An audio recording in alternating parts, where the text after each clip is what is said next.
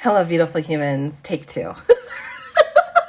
I actually started this live like 3 minutes ago and didn't like where it was going, so we just started over. So today what I'm going to talk about is vitamin C and why it's so essential for your skincare routine.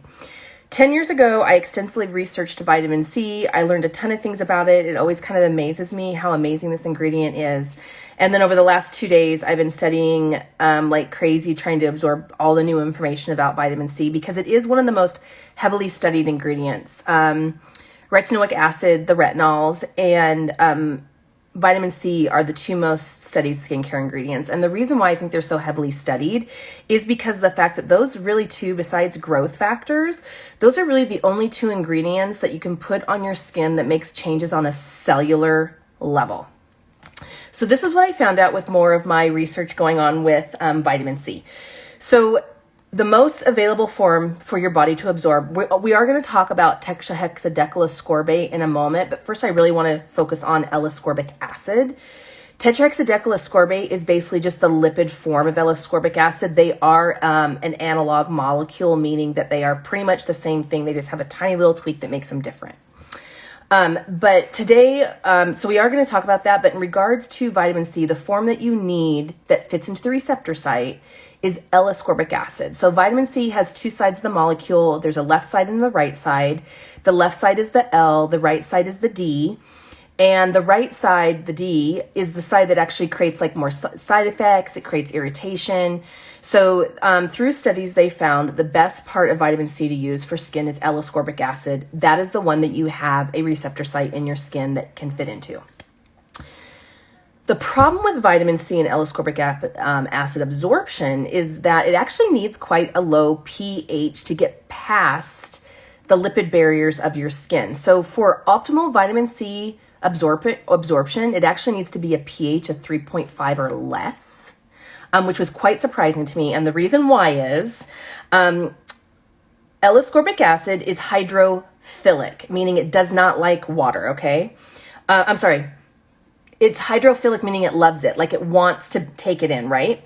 So because it binds to water, it makes it very hard to penetrate through the skin's hydrophobic layers. So Alloscorpic acid is hydrophilic. Your skin is lipid.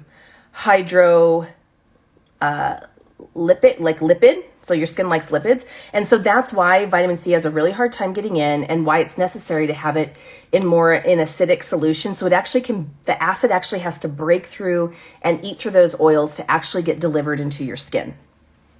So with a lot of the studies that I've read, I found out that there's actually no point in a vitamin C serum over 20%. That basically the skin can't absorb more than that. I was always told the skin can absorb up to 35%, but that actually is not the case. When they've done studies where they compare like a 20% Alloscorpic acid serum to one that is 30% Alloscorpic acid serum, the skin did no better on the 30 than it did the 20. It got the exact same results with the 20. And then with the higher percentages, it created a little bit more irritation. So that is one of the things you want to look for in vitamin C serums is there's no reason to actually have them over 20%. The other thing is that, and this is one of the things that I've known for a long time that I wish the skincare industry was more transparent with, is vitamin C, as you know, is a very unstable molecule. It's water soluble. We cannot produce it on our own. We do not synthesize it like many plants and animals. Because it's water soluble, we have to keep putting it in our skin and in our body to benefit from it. Due to the fact that it's water soluble, it does not get stored in our system. It doesn't get stored in our fat cells like vitamin A and vitamin E and more of the, for the most part, most vitamins and minerals are oil soluble. But when it comes to Alloscorpic acid, it just is not. It also is the most abundant antioxidant in the human body, and it's essential for life. So before I go on any further, I'm going to go ahead and go over like the points that I learned that I thought was these are like the highlights of why vitamin C is so important. It's absolutely essential for collagen synthesis. You actually cannot make collagen in the body without Alloscorpic acid. It is a precursor to make the production of collagen.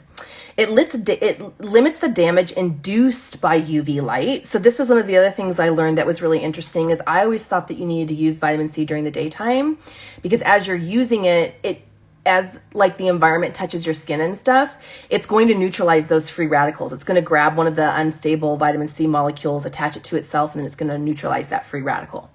But the way to actually truly protect the skin also is to give it vitamin C after sun exposure, because the sun destroys vitamin C. So it's just as important to use during the daytime to neutralize free radical damage. And it is actually to give it back to the skin at night, because sun exposure reduces the vitamin C and we need to increase it back into the tissues. It increases the cellular survival when applied post-exposure. So you can have a sunburn and you can put vitamin C on that sunburn. And let's just say you have some, it's not quite a burn yet, but like you have some damage from the UV light. And you can put the UV light, the UVAs and the UVBs. And you can put the vitamin C on it and it will increase the survival rate. It will actually, at the cells at that point will decide if they want to die or if they actually can survive, thankfully, to the Alloscorpic acid that's being applied. It stabilizes our own collagen mRNA, thus increasing collagen production. So it actually helps with collagen synthesis and collagen production on many different levels. It increases cellular turnover, which I didn't actually know it did that. It actually does work as an exfoliant. It stimulates DNA repair. It gives you photoprotection, decreases the damage, and aids in wound healing. This is what I thought was very fascinating too. I loved this. Hello, Christian. I will get to your questions at the very end, I promise. It reverses age-related structural changes in the interface between the dermis and the epidermis. So for years I've known, and it's been taught and trained to estheticians, that vitamin C can actually reverse sun damage. So it takes 10 to 20, 30 years for the sun damage that you create in your skin to start coming up to the surface, and you start seeing like the pigmentation issues, the laxity issues, you're not having, the skin's not as tight in tone. That takes like years and years to manifest in the skin after the damage was already created. Vitamin C, because it can drop down into the dermis and go into the cell and make actual changes to the DNA and these structural changes, that is how it can actually reverse aging. Which is why when people ask me, like, what's the most important thing when it comes to a skincare routine, it really kind of is vitamin C. Like, retinol is essential. It forces cellular turnover. It speeds the skin up. Like, it is the gold standard when it comes to anti-aging. But vitamin C is essential. Like, as a teenager, if you start out on anything, it needs to be vitamin C. It actually reestablishes your stratum corneum layer and helps rebuild the acid mantle. That's one of the wound healing benefits that it has. It's the most abundant antioxidants in the skin. Okay, so this is another thing I thought was fascinating. So when it comes to SPFs are fantastic at blocking out UVA and UVB lights, prevent sunburns. But it actually only protects about 55% against the free radicals that are produced during the exposure. So you have sunscreen on and it's bouncing or absorbing the sun's rays to prevent you from getting burnt, but it only gives you a 55% protection against basically the solar damage that's happening on a free radical level in the skin. So with this, I'm realizing you really should not be putting SPF on unless your SPF formulation absolutely has vitamin C in it, or you're definitely adding it in to the formulation yourself or putting it underneath. Like for me, I really like to sprinkle the cosmetics Pure C mixing crystals into my sunscreen and into my body oils and my body lotions.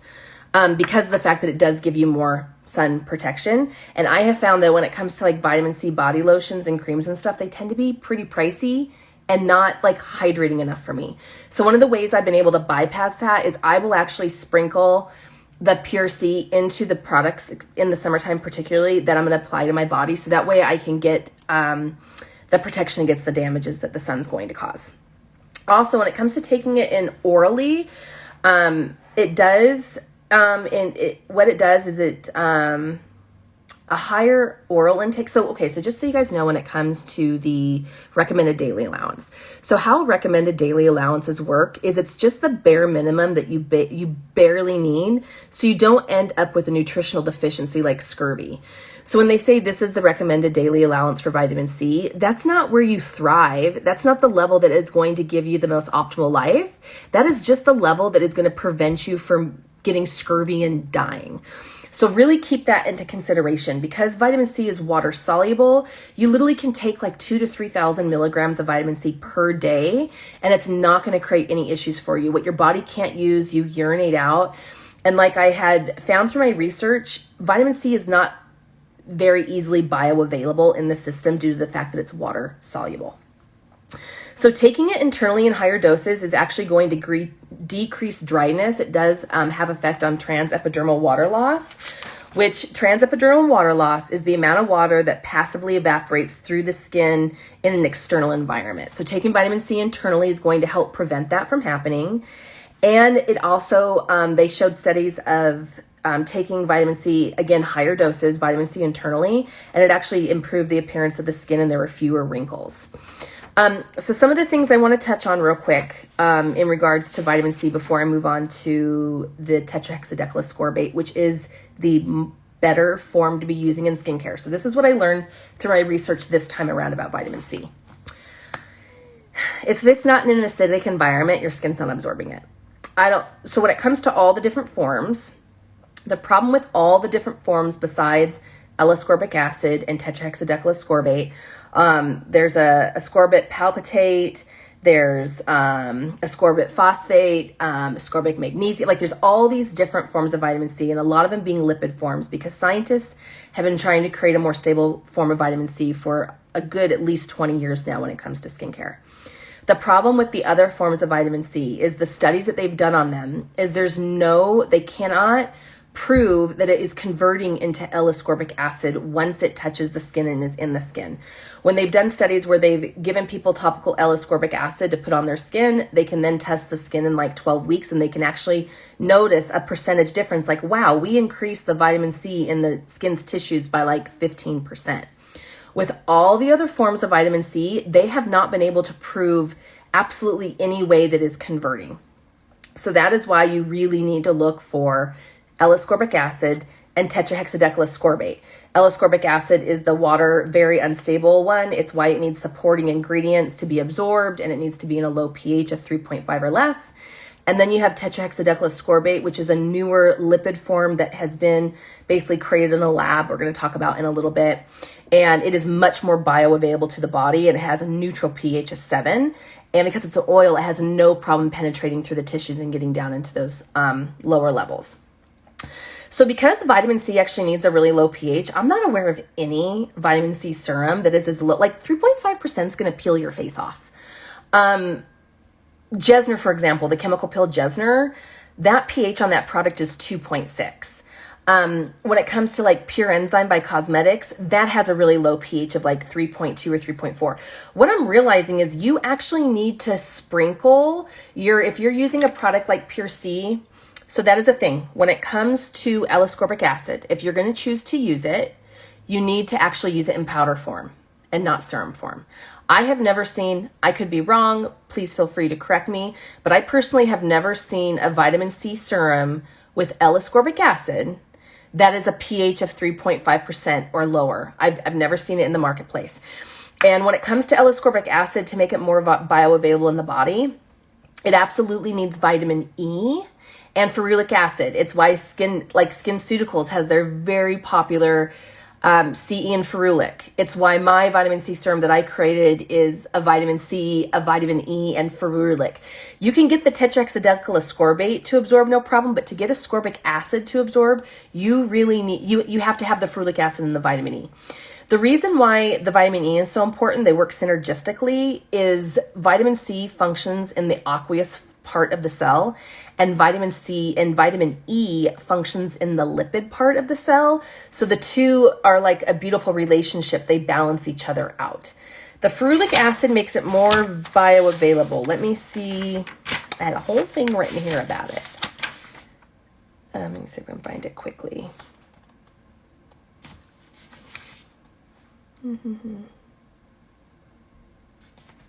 No, but you need the ferulic. Okay, so it said that the hydrophilic vitamin C helps regulate the vitamin E lipophilic. Together they protect both compartments of a cell. 0.5% ferulic acid with 15% vitamin C with 1% vitamin E increases vitamin C efficacy by 8-fold. So that's the thing I found out. When you take Alloscorpic acid and you combine it with ferulic acid at 0.5% or higher, you automatically get a 4-fold increase in the bioavailability of vitamin C.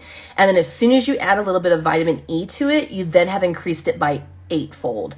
So now you're starting to see why you don't just want to use a simple vitamin C product. You do want these other supporting ingredients. If you're going to use Alloscorpic acid, it actually is best to use it in a powdered form because it's most stable that way. Alloscorpic acid is extremely unstable. Light destroys it, heat destroys it, water destroys it. If you have it in a liquid form, once you open that serum, within a couple months, it starts to turn orange. The reason it's turning orange is because it's oxidizing, because it's not stable.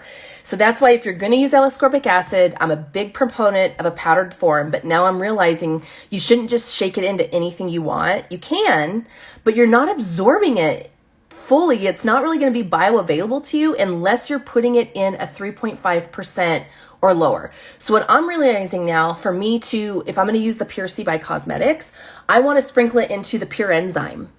I want to sprinkle it into Jesner when I go put it on somebody as a chemical peel. I'm going to sprinkle it into my Purity Clean Cleanser and apply it that way.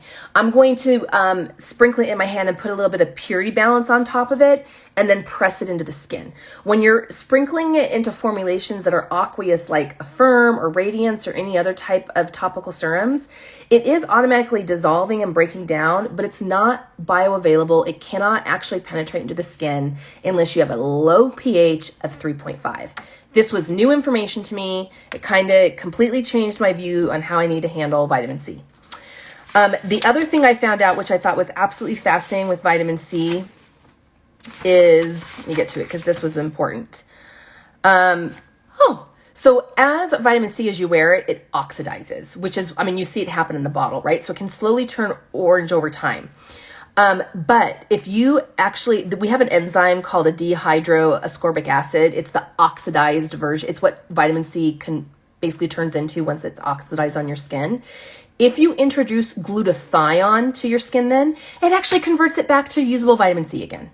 So with that information, with the hydrosol sprays that I'm making, they're all going to have glutathione, because what they will do is any of the vitamin C that is already oxidized on your skin, you can go ahead and spray your face with some glutathione, and it's going to convert that oxidized vitamin C back to usable, bioavailable vitamin C. And then same with vitamin C serum. So I actually might be changing Brilliant C and E with ferulic soon, because I want to incorporate this glutathione ingredient in it if it's actually going to benefit people better. And yes, you can mix vitamin C crystals with Excel Plus. You absolutely can. It's just, I need to find out more what the pHs are. 3.5 pH is low. Like 7 is neutral. 2.5 will peel your face off. So 3.5 is going to be a pH, like glycolic acid is going to be that pH. Lactic acid is going to be that pH. You actually need to put it in acidic formulations to really get the vitamin C to open up for you to get the full benefit from it. One of the other things about sunburns that I learned about vitamin C that I always thought was very interesting is, one of the things I used to always tell clients is, if you get a sunburn, go get some cheap vitamin C tablets, crush them up with a mortar, and then add some honey or yogurt or even a little bit of water to them, and then create a paste and put it on your sunburn. And it literally will reduce your sunburn by 50% the next day. It's always surprised me. Well, now I found the scientific stuff to back it up. They did a study where laboratory studies had been shown at a 10% Alloscorpic acid solution. It reduced erythema, so redness caused by the sun, and it reduced the erythema by 52%, and it reduced sunburn cell formation by 40 to 60%. So this is one of the things I really realized when I came around vitamin C and started studying it this time, is it is essential to put vitamin C on post sun exposure. We all need to be using vitamin C at night. In the past, Alloscorpic acid and retinol are not friends. And the reason why is retinol needs a higher pH to go into the skin, and vitamin C needs a lower pH to go to the skin. The two fight each other, and the board of dermatology says you shouldn't mix them. As estheticians, we're always told, don't mix your vitamin C and your retinol. You shouldn't do that. You shouldn't do that. It could create skin irritation. Well, guess what I found out? Tetrahexadecylascorbate is retinoic acid's friend.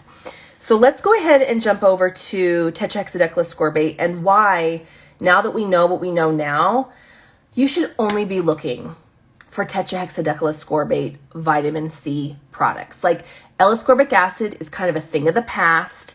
It's not like how we used to use hyaluronic acid in skincare and then they realized the molecule was too big and everybody has switched over to sodium hyaluronate because it's a lower molecular weight and it can actually penetrate into the tissues and you get the benefits from it. That's what's happening with Alloscorpic acid. Alloscorpic acid, it is the form that your body has to convert things into, and it's the source that you need for it to be beneficial to your skin. But it's super unstable. They developed tetrahexadecylascorbate, which is now the stable form of Alloscorpic acid. How they described it was, let me get some information on. It is a precursor to L-ascorbic acid. It has improved stability and it penetrates past the epidermis. It is what's known as an analog molecule. So structurally it's similar to Alloscorpic acid, but it varies slightly due to a component or composition of the molecule. So it's basically like what bakuchiol complex is to retinoic acid. Bakuchiol complex, it's not retinol, it's not vitamin A, but for somehow it is an analog molecule that fits into the exact same receptor site as retinoic acid without having to convert. It's a beautiful marriage. That is what tetrahexadecylascorbate is in relationship to L-ascorbic acid. It's the lipid more stable form that needs to be used in your skincare. It has a neutral pH, and because it's a lipid, it blends beautifully with lipid oil formulations. So what they said about, let's see, it says, okay, the other thing is that tetrahexadecylascorbate is also vegan. Basically what they do is they take sorbitol, which is a type of sugar alcohol derived from vegetable starch, and they use bioenzymatic processes and some chemical processes, and they make tetrahexadecylascorbate. So one of the questions that somebody had is, was asking if you combine the two. Can vegan retinol and vitamin C serums be used together, or should they be used in separate days? If you're using tetrahexadecylascorbate, you literally can mix it with your retinol and put it on your skin at the same time. They're friends. You can use tetrahexadecylascorbate all you want in conjunction with Retin-A at the exact same time, and there's not going to be consequences to it. So that's why I am like full feet jumping in. I personally won't spend money on an Alloscorpic acid product anymore. It's going to be all tetrahexadecylascorbate for me, and slowly over time you're actually going to start seeing it replaced in the skincare industry as like the form to use. Tetrahexadecylascorbate is an expensive ingredient, so that's why you do tend to see the products tending to be a little bit more not as inexpensive, because I know, I buy it, it's expensive. So one of the things I also wanted to touch on is when it comes to like Cockadoo Plum. So Cockadoo Plum is one of the actives in my Brilliant Cne oil formulation. It's also known as having the highest concentration of vitamin C as any other fruit and vegetable on the planet. But to just give you an idea, like Cockadoo Plum is still only 2%, okay? So that is why if you're just using a formulation that's plant-based that actually doesn't have concentrated forms of vitamin C added, you're not getting enough. The studies are showing you need at least an 8% vitamin C serum applied on the skin, whether it's tetrahexadecylascorbate or Alloscorpic acid. Again, the other forms aren't converting, but it needs to be at least that high for there actually to make any like statistical differences in the skin. So when it comes to my Brilliant Cne, I have 7% of the tetrahexadecylascorbate in there. And then with the carrier oils that I use, it's really going to be like an 8 to 9% vitamin C solution that you're putting on your face. When I see research tetrahexadecylascorbate, all the studies they did were between like 0.5 and 10%. And the results were pretty kind of similar. So that's why I went ahead and went with a 7% because it is one of the highest on the market. I'm actually not aware of anybody other medical grade skincare line that's actually using 7% or higher. Even with the Cosmetics Brilliant C, which is a lovely oil, by the way, people are really happy with it. It's still only a 4% tetrahexadecylascorbate. It's not in there at like a 7% like mine. They have found that tetrahexadecylascorbate does interact with the skin exactly like Alloscorpic acid. Let's see. Is there anything else I want you guys to know about it? The biggest thing is they found is not only does it actually function just like Alloscorpic acid in the skin, but it's actually better at stimulating collagen production than Alloscorpic acid. And the reason why I think that is it's able to penetrate without having to be in an acidic solution. It can just go right into the skin due to its fatty acid composition. So let me think. I think that's all I had to say about that. Let me go ahead and then kind of go into your questions. And if you guys have any questions, feel free to ask them. So one of the questions I know that Christian asked about when it comes to the vitamin C, like if you're using my Brilliant Cne oil, how to apply it. I treat it like a serum. So I don't like to call oils serums at all because from a chemistry standpoint, they're not. Lipids are a large molecule, and serums are supposed to be more of a smaller molecule that can penetrate down into the skin. But the thing with when you use my products or my oils is that the oils are not refined. They're all unrefined. So they're like taking fresh squeezed juice and rubbing it all over your body. So all of the actives, all the carotenoids, all the phenols, all the antioxidants, all the vitamins, all the minerals, none of that's being filtered out. And the lipid is kind of like the delivery system, and then everything is going into your skin. So I tend to apply Brilliant Cne as the last serum I put on my skin before I apply eye products and my hydrators. And when I say eye hydrators, I use eye care oil and heavier all over my face. But I also have an account in North Carolina, Miss Hannah. What she instructs all of their clients to do, because my oils are so active, she actually tells everybody to put my oils on very first before any serums. And then she has put serums on, and then she hasn't put their eye products on, and then she hasn't put their hydrators on. So because they are medical grade and they're bioavailable, you literally can put my oils on at any step, and they're going to find the receptor sites in the skin for them to go into. I don't recommend that you put them heavily, like if you do tend to use a lot of silicone or petroleum-based products, the natural products do have a little bit harder time getting through that because like it's hard to get through Vaseline. But once it gets through there, because the receptor sites in your skin, it's going to find it. So that's how I tend to use the oils. You can't really use them wrong. I have acne clients who have said that they actually have cleared up their acne with the oils, and that like lighter oil, I have a girl named Katie, she feels that lighter oil is still too heavy for her oily skin, but Brilliant Cne makes a great hydrator for her in the summertime. The other thing I found out through my research is a lot of people are worried about vitamin C exacerbating acne. That is not common. And if Alloscorpic acid has caused you to break out and then you switch over to another form of vitamin C that's not Alloscorpic acid or tetrahexadecylascorbate, they're like, oh, well, this one doesn't seem to irritate my skin. It's because it's not converting. You're not getting the benefits of the vitamin C. So it is a rarity. Most people can tolerate vitamin C. Vitamin C for acne is actually really good. It actually stops the process that starts inflammation from happening in the skin. That is another thing that I found interesting is that when it came to wounds, vitamin C is essential for wound healing. And wherever there is a wound, vitamin C at the wound site is always like drastically less because the wound is taking up that vitamin C to help regenerate and renew itself. So that is why as I'm working on my wound healing oil, because I'm working on a wound healing oil, I literally took Brilliant Cne and I cut it. That's literally like half of the formulation. And then I'm adding other wound healing oils to it. So if you have a wound, try to find some topical vitamin C product to put on it. And then also take your vitamin C internally because it's really important. The wound needs the vitamin C. Okay, when do I apply vitamin C in my skincare routine and why? You need to apply vitamin C to your skincare routine because it gives you protection from the sun. It regenerates the tissues after sun exposure. I mean, all the reasons we talked about, right? Like it's an antioxidant. It is necessary to fight free radical damage. So I truly believe at this point in time, you need to use vitamin C AM and PM. It's the only thing that you can really put on your skin that's going to reverse the sun damage that has already been caused down deep into the tissues that now you want to regenerate and renew the skin. You can use tetrahexadecyl ascorbate at nighttime with vitamin C. They're both lipid soluble and they actually like each other.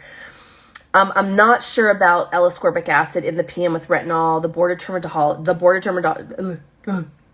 Board of Dermatology has always recommended against it. I think you should try it and do you. If it doesn't create irritation for you, go for it. If it creates irritation, knock that crap off and just use it during the daytime. But I am finding that vitamin C application is, I used to always think that like, no, daytime antioxidants. And that is true. But when it comes to vitamin C, it's actually just as essential to use it at night as it is your retinol. You guys need to use it. What cosmetics products have vitamin C in them? So there's the Pure C mixing crystals, which you just sprinkle into anything you want. They have Simply Brilliant, has vitamin C in it. I think it's at 5 or 10%. I can't remember. I think it's 10%. 5% is the niacinamide. But if you've ever bought Simply Brilliant and it starts to turn orange over time because you didn't use it up quick enough, that's why. It's the vitamin C starting to turn in the formulation. Cosmetics is aware of that. The reason I don't talk about vitamin C being in that formulation very much is because I do think you need to be adding more to it than that. But they know it does that, but there's 10 other lighteners and brighteners in the formulation. So vitamin C is really good at suppressing melanin production, and it is a tyrosinase inhibitor. So they put it in there because they know there's benefit to it. But if it oxidizes and quits working over time, they have like 10 other ingredients in the formulation to help support the lightening and brightening. However, I would never buy a lightening brightening serum that only had like Alloscorpic acid, licorice root, and like one other thing. Your lightener brightener needs to hit pigmentation at multiple areas. So if it's got vitamin C in it, great, but I've never considered the vitamin C content in a lightener brightener serum to be my only vitamin C product for the day. And those are the main ones. There is tetrahexadecyl ascorbate in, I want to say Illuminate and Lift, but it's not at a therapeutic dose. Those are the main products in cosmetics. Oh, and the Brilliant C, the new Brilliant C oil that they came out with does have 4% of the tetrahexadecyl ascorbate. My Brilliant Cne actually has 7% of the tetrahexadecyl ascorbate. Lisa wanted to know why it is such a powerhouse. That's why. My lovely friend Ellen wanted to know if she could just take emergency packets and rub them all over their skin because she thinks she's hilarious. Okay, so I've gotten this question a lot. Why can't I just take Alloscorpic acid from the drugstore and crush it up with a mortar and like add it stuff? You can. Just know it's not pure Alloscorpic acid. There is filler. But again, your skin can only absorb up to 20%. If you want to do that, go ahead. But again, remember, it's got to be in an acidic. You got to sprinkle it into something acidic or it's not going to be able to be bioavailable. Can I use it with retinol? I've heard yes and no. So you can use tetrahexadecyl ascorbate with retinol. We're not supposed to use ascorbic acid with retinol. It's a pH balance issue.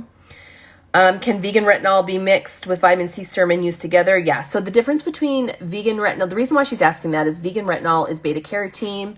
It is what causes your retinols to be yellow. Like, if you guys have ever used cosmetics retinols, it's obvious they use plant-based retinol because, I mean, look how yellow it is. And the stronger you get in their retinols, the more dark yellow it gets. If you have a retinol that's white, it's either synthetic retinoic acid or it's being derived from an animal. You can use, whether it's vegan or non-vegan retinol, it absolutely can be mixed with tetrahexadecyl ascorbate, not Alloscorpic acid. I don't, like, one person asked about the different vitamin C formulations for different skin types. The best way to actually put vitamin C on the skin, because you can infuse up to 20 times more vitamin C on your skin topically than what's in there naturally. And regardless of how much you take orally, because it's water soluble, it's never going to make it to the top layers of your skin. That's why it's so crucial for you to actually make it part of your skincare routine. So because of that, I really do think the lipid form of vitamin C is the best way to absorb it. And the only lipid form that we know of that actually can be absorbed and utilized by the skin is tetrahexadecyl ascorbate. What part of my routine should I add vitamin C, and can I apply it more than once a day? Yeah, I think you should be applying it twice a day, AM and PM. You just got to make sure you have the right form. And usually it's more of like a serum step. So it kind of needs to go in the middle. Like after you tone, put it on, and then you put your hydrators over the top. And taking it orally is not the same as putting it on your skin. Does your skin get used to it and does it stop working? No. Your skin does not get used to it and it does not stop working. The reason why is because you can't build it up in the skin. It's water soluble. It will only stay retained in your tissues for about 4 days. And then it's not there anymore. So you do want to continually apply it at least every other day to keep your levels at a decent level. I personally, it's like, basically your skin can only absorb so much and then it will stop absorbing. What step or routine of application? We've already went over that. And yeah, it is good for stretch marks because it helps with collagen production. It's not going to make your stretch marks go away. The only thing that I've ever really seen make stretch marks go away is micro needling. Those can make a big difference in stretch marks, particularly the radio frequency devices. But the other thing I found out with vitamin C is it actually prevents glycation of the tissues. So we talked about how glycation is the sugar molecules lock onto your collagen proteins and creates this cross hatching and make the skin very unflexible. Vitamin C also helps prevent and reverse that. Yes, so all dolled up, there's a peel that you can do through cosmetics. It's where we take pomegranate peel and we add Defy, which is alpha hydroxy acids, and the Pure C mixing crystals and put it in there. It's actually the only way I do the pomegranate peel because I like the results so much better. So yes, if you're using Pure C, just make sure you're getting it mixed in with something acidic so your body can absorb. I mean, I've used this product for 10 years and I have no idea if I was absorbing it or not. A little frustrating. Let's see if there's any more questions. So can I use Brilliant Cne at night? Yes. So I personally tend to put it on before my retinoids. But you can also put them on after, as long as it's tetrahexadecyl-ascorbate. So the Brilliant Cne that I make can be used that way. Cosmetics Brilliant C can be used that way. I know there's some other products. Skin Better Science makes one that has tetrahexadecyl-ascorbate. As long as it's that form of vitamin C, you absolutely can be mixing it with your retinoids. Feel free. And it makes sense because I've had me and a handful of my clients have been experimenting with it. We brought retinols back into our routine. And we did not stop using Brilliant Cne at night. We'd started using it AM and PM in the summer. And then when fall came, I started adding the retinols. I didn't take out the Brilliant Cne, and I've had zero reaction. Well, now I know why. Can I use vitamin C with benzoyl peroxide? I don't know. I don't support using benzoyl peroxide because of the fact that it actually destroys your collagen. So doctors rely really heavily on benzoyl peroxide, especially as teenagers. The reason why they do it so heavily when you're younger is you're still making a ridiculous amount of collagen, and if the benzoyl peroxide destroys it, then your body's just gonna make more. But once you hit age 20, your collagen production goes down by 1% each year. So at 25, you've lost 5% of your collagen production. At 40, you've lost 20% of your collagen production, like the amount that your body makes each year. So if you are using benzoyl peroxide past the age of 20, you're actually doing damage to your collagen, and it's not going to be able to make up for it. So that is why I'm not a big fan of benzoyl peroxide. I feel like the cure is worse than the disease. It is the best thing to use to really get down into that pore and prevent the breakout from happening because blemishes start developing down the pore 90 days before they actually come up to the surface. And benzoyl peroxide is the only drug that they found that actually can go down and stop that process while it's happening. But it does not support wound healing in any way. And so that's the thing with salicylic acid. Even though salicylic acid doesn't work as well as benzoyl peroxide, salicylic acid does stimulate and promote healing as well. So that is why I tend to leave more heavily. It doesn't work quite as well for people who are really suffering from acne, but I will never recommend a product that I know is being detrimental to your skin, and benzoyl peroxide is one of them. I'm sorry that I don't know if you can use it with vitamin C. I never have tried. But I do know that like benzoyl peroxide is a reactionary oxygen species, and vitamin C neutralizes it. So I actually don't even know if the two are counterproductive. Ask somebody, don't ask me, sorry. So what to mix with it that is acidic? So that's one of the things we're going to start having to pay attention to. So I need to actually make a call to cosmetic. I know that in our training manual, it tells me all the more acidic products, it has pHs. Skincare companies are getting better about putting pHs on bottles, but it needs to have something that has acids in it. So you are better off actually sprinkling in Pure C into an acidic cleanser. Because once it touches your skin, it does kind of go in right away. It doesn't need time to drop into the skin like retinolic acid. I think you're better off sprinkling Pure C into like Purity Clean versus like putting it into a firm. So you want to look, I'll now always put it into my Pure, and like any type of enzymatic exfoliant, it's going to help. Any type of an astringent, any type of like lactic acid toner, glycolic acid toner, anything with an acid is going to help make that vitamin C more bioavailable. Simply Brilliant and Pure C mixed together are okay, or should we mix with Excel only? So I was never a huge proponent of mixing Pure C in with Simply Brilliant or Excel Plus, solely for the fact that people who are new to those products and weren't used to niacinamide, they sometimes can have a reaction to niacinamide. It makes them pink. And then the vitamin C can just exacerbate it. So I always got into the habit of telling people to either, some people can tolerate it and some people couldn't. It was too active. So I got in the habit of telling people to either sprinkle it into their hand and then mist the skin with some Mystic or rose water or something, and then press the Pure C into the skin, or sprinkle it into your aqueous serums. I'm now realizing that is not the best skincare advice. It needs to be acidic. So what I would do for you, love, is I would find out, and I'll be doing the same thing, what the pH, it has everything to do with pH. So Simply Brilliant and Excel Plus are like a 3.5 or less, you're golden. But if it's above a 3.5, it's not bioavailable like we thought it was. What do you think about Bondi Sands new skincare? I don't know. I will look that one up. Sophie, I have never even heard of that person. So I don't know. If they're an influencer though, I'm never impressed, only because they just go to a lab and say, I want to come up with a skincare line. And the lab shows them a whole bunch of products and says, okay, here's your products. Which ones would you like to put your name on? And that's what they do. But I don't know who that is. She may be a famous esthetician. I don't know. So I apologize. But I will look it up. Does anybody have any more questions about vitamin C? I'm sorry it was so chaotic. I wish I had more structure to my education. It's something I'm working on. Can vitamin C and vegan retinol, is beta carotene, can it be used together or on separate days? You can mix the two, girlfriend. Not ascorbic acid. So again, it has to be tetrahexadecyl-ascorbate when it comes to retinol. They're both lipids. And what did it say? And it can be used. It can be used alongside retinols, but I'll just say they use the term for it.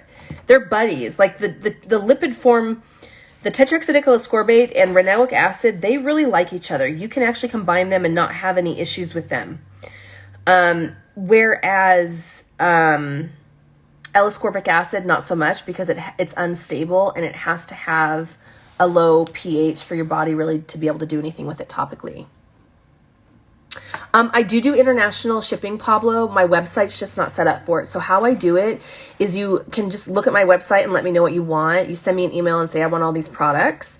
And then I send you an invoice. I do free shipping. And usually for larger orders, it's around $10. So I figure out what shipping is for you.